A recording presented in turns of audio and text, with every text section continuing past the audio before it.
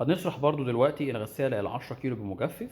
طبعا كالعادة عندي المروحة المجفف والهيتر والحساسات بتاعة الان تي سي وحساس الان تي سي بتاع السخان. تمام.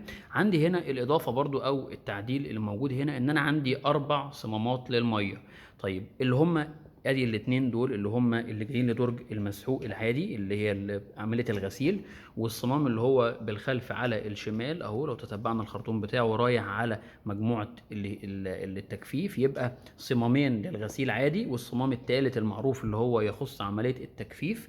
الصمام الرابع دوت احنا عندنا في الاوبشن بتاعه الغساله ان هي ممكن تسحب ميه في اخر عمليه العصر علشان تخليها بمحاذاه الهيتر عشان يطلع البخار على الملابس عشان يعقمها ويعمل فك للكرمشه. فبالتالي الصمام رقم الأربعة دوت اللي معمول بالمكان بتاعه دوت عشان ينزل ميه مباشره على الهيتر. تمام. والخرطوم ده نفسه ده بتاع فايز الهواء عشان يعمل عمليه معادله للفايز بتاع الهواء. ده مكانه اهو راكب هنا في برضو مجموعه التجفيف.